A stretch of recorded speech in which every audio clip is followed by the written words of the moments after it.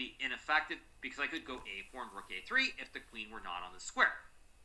So, once I run through that calculation, then I'm unhappy, and I start thinking, well, maybe I can just go a4 and rook a3 right away. Now, a4 is a horrible move here. It does not actually lose the game, fortunately, but the reason it's so horrible is because I simply miss the next move that Jan played here, which is that Jan plays a brilliant move. Bishop takes pawn on g3. Now, this move is brilliant because if I try to take, well, I guess I took back in the game, but if I try to trade on e4, after takes, king g3 and knight g1, queen to h5 is one sample line. Black is a beautiful move here, bishop to f3, winning on the spot, because now the queen is under attack. I also struggle to guard the h3 square, and if I play queen h4, queen e1, I get skewered from behind, and I lose the queen on h4 in the game. And if I play, say, queen e5, after check here, checking king e1, there's the beautiful move bishop to e2 here, followed by knight to f3 checkmate, or queen f1 and queen d1 as well, and black is simply going to win very, very soon. So, like, as soon as I see this, or actually I shouldn't say this, as soon as I played a4, I got it from the board, walked away to this private area behind where you can have coffee and desserts and everything else, and to my 4, I suddenly thought, uh-oh, there's bishop takes g3. Now, Jan did not play bishop g3 right away. He actually used about 12 minutes, but during those entire 12 minutes, I was saying, what have you just done? You spent 40 minutes, and you blundered such an obvious tactic, and then, of course, Jan takes the pawn. So I'm very unhappy, but luckily here in this position, I have only a couple of moves, or only one move that does not lose the game immediately, which is to take the bishop. Now Jan sacks a horse with knight f4 to fork the king and the queen.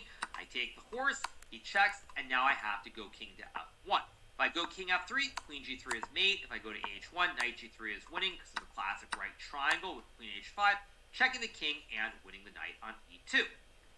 So, I go king f1, knight g3, king e1, he takes, I take back, and now we have a weird material imbalance where I have a rook and 2 knights for the queen, but luckily the pawns are the same. We both have 5 pawns here, and because of that, I'm actually able to save the game.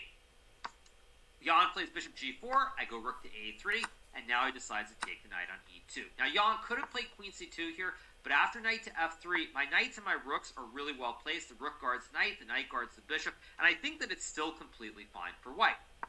So Jan decides to take the knight on e2, I take back, he goes queen g1, and now the game ends in a draw after this knight b3 move. One line that we considered after the game in our press conference was check, king d3, check, king c2, and queen f4, but this actually gets very, very dangerous for black after rook to d3 here, because if black goes g5, there's knight to f3 here, rook guards knight, and I win this pawn.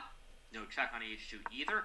And if black plays a move like queen to f2, now I can go b4, takes an a5, and suddenly I'm pushing p on the queen side. Computer thinks it's fine for black, but there's simply no reason to go for this, because if anybody is going to be better, it will be white with this passed a pawn. So that's why Jan plays queen g1. I go knight to b3 here, guarding the bishop on c1, pawn on d4, and hitting the pawn on a5 at the same time. And the game concludes in a draw after queen g2, king d1, queen f3, king c2, queen e4, king c3, check, king c2, and we have a repetition, and on move 40 we agree to a draw. Now, you'll notice one funny thing about this game, which is that my bishop on c1 simply never moved. Neither did my pawn on b2.